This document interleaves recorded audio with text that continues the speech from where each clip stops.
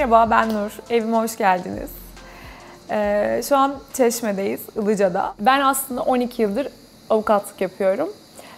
Ama bu avukatlık sürecinin yanına daha sonra İstanbul Nişantaşı'nda bir mağaza açtım. Sonra aslında tasarımın bana ne kadar iyi geldiğini anladım ve çok sevdiğimi. Süreç aslında benim için böyle ilerledi diyebilirim. Bu evi aslında aldığımızda çok eski bir evdi. Evi tamamen soyduk ve 4 duvar haline getirdik. Sonra da ikimizin zevkiyle bu hale geldi.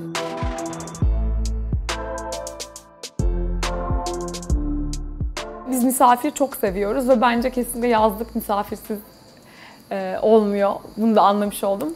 Ve pandemi sürecinde o kadar çok yalnız kaldık ki insanların evimize gelip birlikte olmamız, yemek yememiz aslında bizim için çok büyük bir lütufmuş. Hepimiz bunu da görmüş olduk.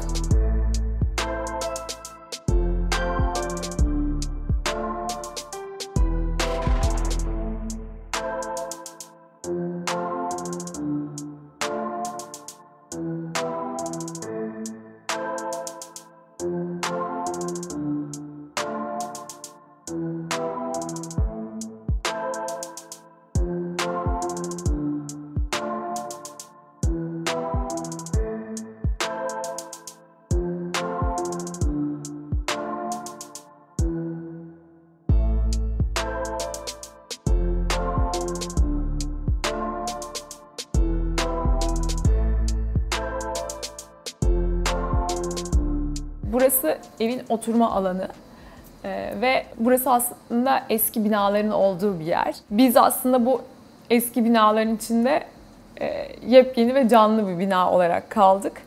Daha böyle benim stilime yansısın istedim. Ben böyle daha çok boho ve minimal tarzdan çok hoşlanıyorum.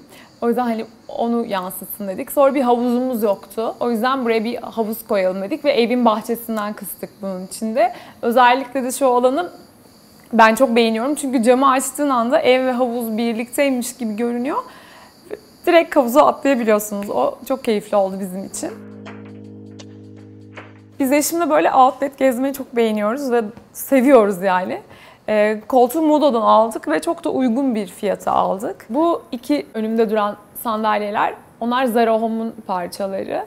Benim aslında evde en sevdiğim yer burası. Gördüğünüz gibi evde televizyonumuz yok. Aslında ya bahçede izliyoruz ya da burada gizli bir perdemiz var. Mini bir tane projeksiyonumuz var. Perdeye yansıtıyoruz.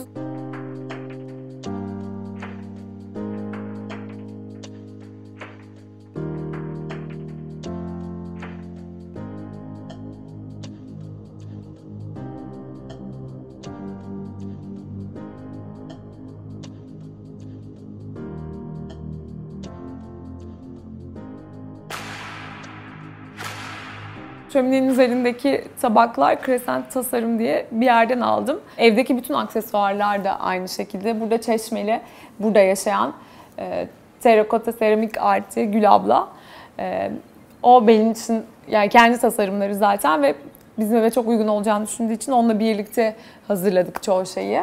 Hatta ben ona seramik kursuna gittim ve birlikte bir sürü şey hazırladık, gösteririm. Kepçe kulaklı seramiklerim var kendi yaptığım. Evin aslında bu bölümü giriş bölümümüz ama daha fazla herkes bahçeden girmeyi tercih ediyor eve. Kapıyı neredeyse unutuyoruz diyebilirim evle ilgili. Zaten içeride oturmak kimse istemiyor çünkü burası bir yazlık.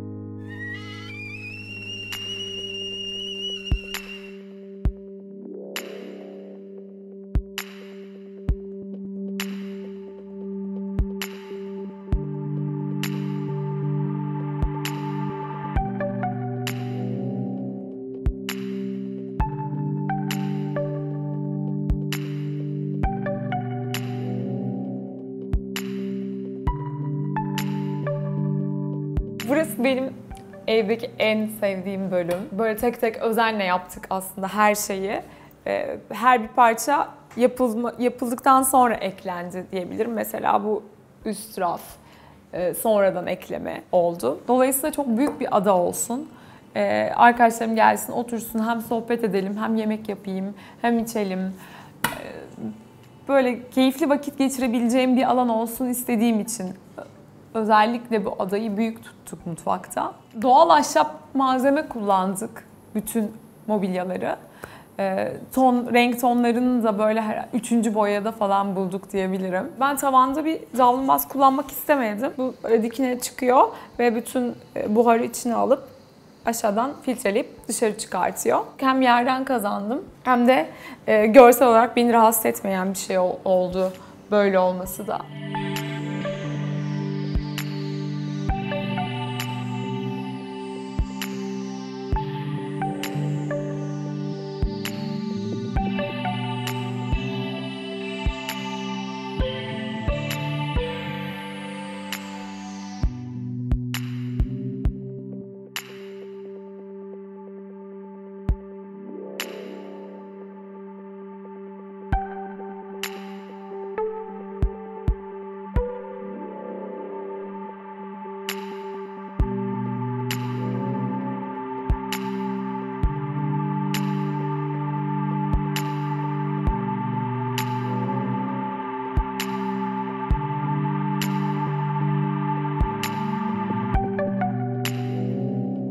Bütün elektronik eşyalar, beyaz eşyaların hepsinde cam ürün istedim. Çünkü evin hani tarzına da uysun diye.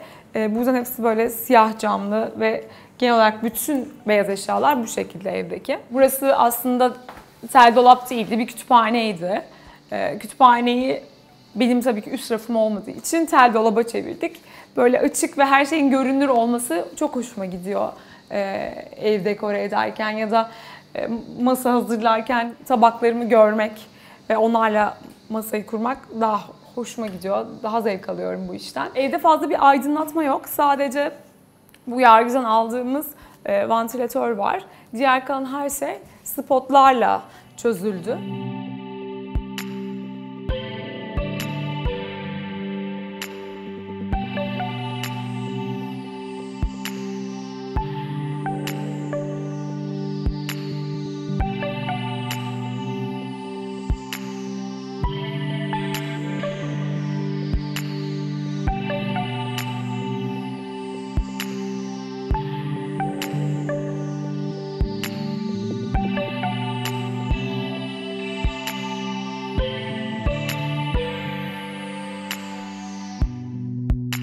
Mutfakta aynı şekilde böyle ben çok ışık alsın istedim evim. Her yerden ışık girsin. Dolayısıyla zaten boydan boya cam kullandık ve mutfak ve salon birlikte olmasını istedik. Ki daha çok ışık alsın, daha keyifli vakit geçirelim burada diye. Buradan da yine havuza çıkabiliyoruz. Bütün camlar açılıyor.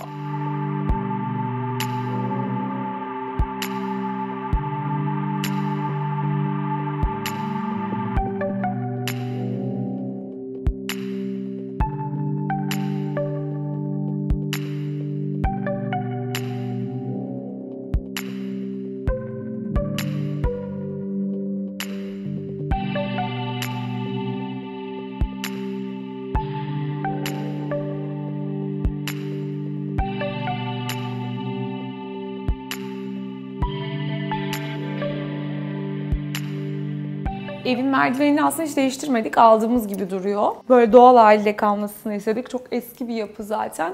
Ruhunu da bozmak istemedik. Şu tarafta böyle bir önlüklerim, aksesuarlarımın olduğu bir küçük alan yarattım. Hem çok zevkli görünüyor gözüme. Hem de önlüklerimi bir yerden alıp çıkarmak yerine oradan hemen alıp giyip yemek yapmaya başlıyorum. Evin bu tarafında yine aynı dolap sistemini kullandık. Burada çamaşır makinesi, işte evdeki diğer ıvır zıvır şeylerimiz var.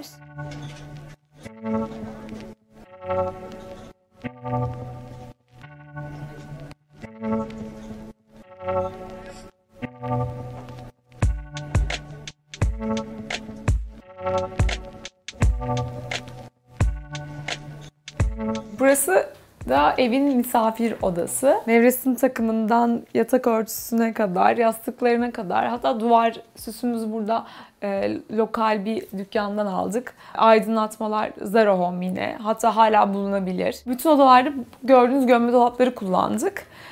Bunu mobilyacımız bizim için özel olarak yaptı. Hani ben birkaç kere yaptı, denedi, olmadı. Rengini tutturamadık falan ama sonra tam istediğim gibi oldu. Az eşya ve böyle bir sadelik olsun istedim. Bütün evin zaten alanı aynı yer döşemesiyle yapıldı.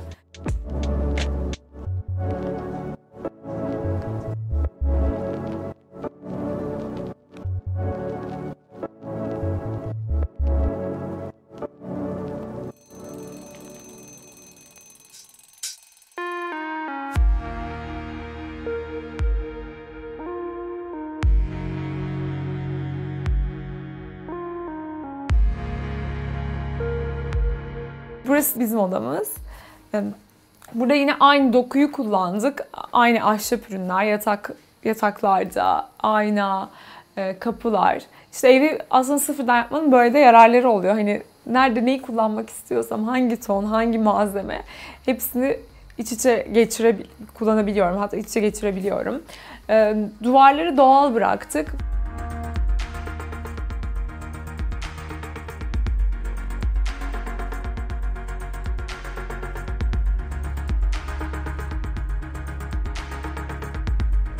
Bu bambu kullandığımız yatak başları bir sepetti. Ben ters çevirdim ve onu sehpaya çevirdim. Belki evin başka bir yerinde başka bir zaman değiştirmek istersem diye kullanabilirim diye.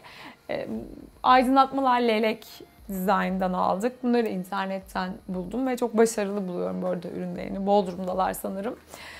Yine aynı şekilde yatak başında Agnes Design galiba. Evde diğer en sevdiğim köşe de burası. Çünkü ben bu şapkalarımı bu arada durmasını ve kullanmayı çok seviyorum. Dolayısıyla aslında hemen evden çıkarken bir tane şapkamı alıyorum ve denize gidiyorum. Hem de dekoratif duruyor benim için. Bu görseli çok seviyorum yani. Evdeki bu yeşillikler konusunda da hani her zaman burada olamadığımız için bir varız bir yokuz. Ya da hani sadece yazını yaşadığımız için buradan çoğu üründe yapay aslında. Perdelerin hepsi linen. Ben onlarda özellikle ham keten kullanmak istedim.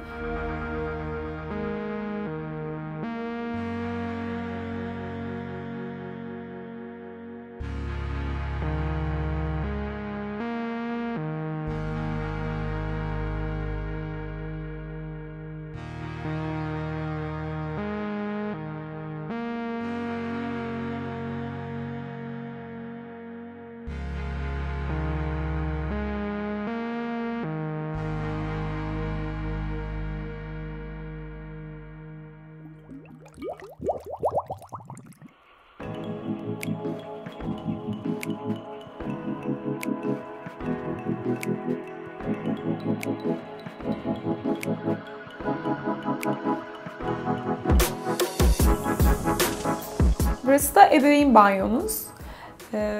Burada daha çok böyle vitra ürünlerini kullandık. Seramiklerde Cement Mix diye bir ürününü kullandık vitranın. Böyle ben bu terazo etkisini çok beğeniyorum ve evin dokusuna da çok uyduğunu düşündüm. O yüzden bunu seçtik.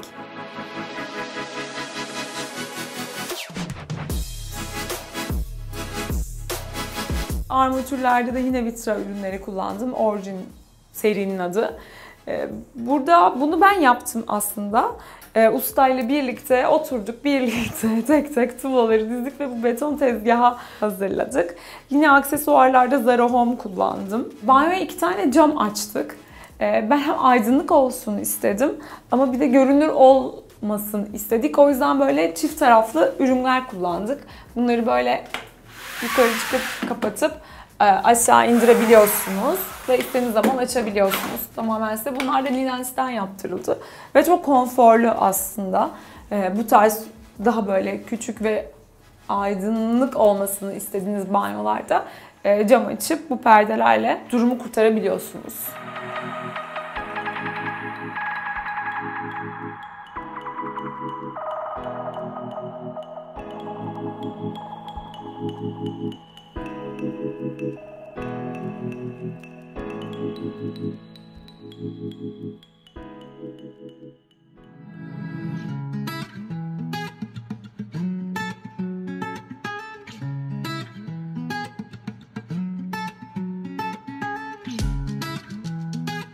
Burası da diğer misafir odamız.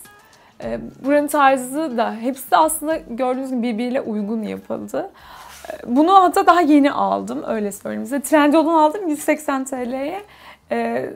Benim mobilyacım bana evin tonunda bir ürün bırakmıştı. Ben gelen bütün ürünleri böyle beğenmediğim, rengini beğenmediğimde buna boyuyorum. Bunu boyadım ve buraya koydum. Bence çok şık oldu. Hani illa inanılmaz paralar verip ürün almak gerekmiyor yani. Aslında böyle uygun fiyatlı ürünleri bulup kendi tarzınıza çevirebilirsiniz. Burada da aynı şekilde gömme dolap kullandık. Bütün evde olduğu gibi. Perdeler yine aynı. Kütükleri mobilyacıma kestirdim. Buradaki duvar süsünü kendim yaptım. Bu pufu da hatta daha yeni aldım. Bunu da rattan bambu, toptan rattan bambu galiba, öyle bir yerden aldım.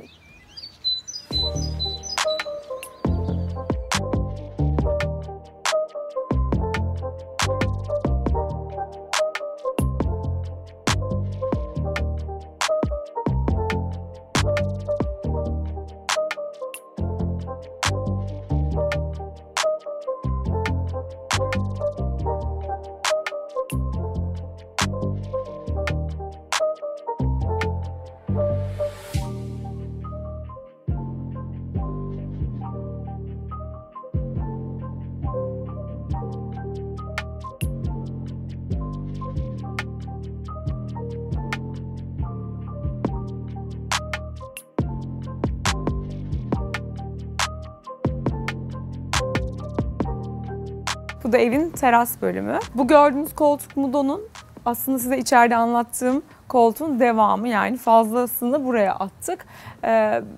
Böylece ürünü de ikiye bölmüş olduk. Bu ürünler Yargıcı'dan alındı. Yine Outlet'ten. Bunlar da aynı şekilde. Tik ağacı. Bunları da Mudo'dan aldık. Bunlar da yine Outlet'ten bulduğum ürünler. Daha önce söyledim, ben outlet gezmeye bayılıyorum ve buradan böyle uygun fiyatlı ürünler hem de şık ürünler bulmayı çok seviyorum. Buradaki kaideleri, çiçek gördüğünüz vazon oldu, onları kendim yaptım. Onlardan bir tane de havuz başında var. Ve evdeki terakota renklerine boyadım aynı şekilde.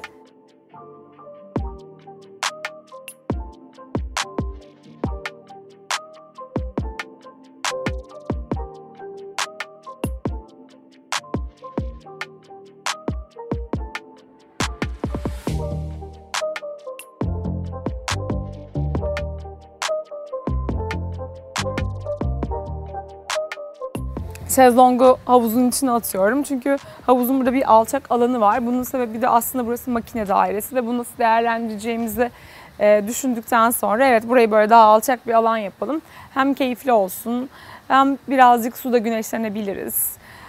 Köpeğimle oyun oynayabilirim gibi şeyler düşündüğüm için bu tarz yaptık. Hoş da oldu bence. Bir duş ünitesi koyduk buraya.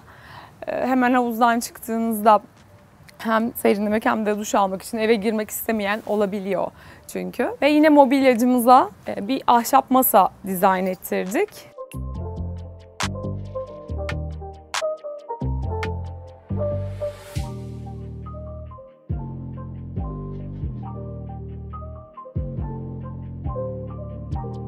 Bir de burada böyle küçük bir alanımız var. Ben buraya böyle ışıklarla süsledim. Akşamları aslında evde televizyon olmadığı için ve bunu projektörle çözdüğümüz için bu alanı kullanıyorum. Çünkü ben böyle dışarıda oturup televizyon izlemeyi çok sevmiyorum. Hepimiz Netflixçi olduk. Akşamları buraya oturuyoruz hep birlikte. İşte çay, kahve, ne varsa hepsini kuruyoruz. Ben ufak ışıkları yakıyorum. Çok da keyifli oluyor. Bunları böyle ayarlanabilir yaptım. Bunları açıyorum genellikle akşamları.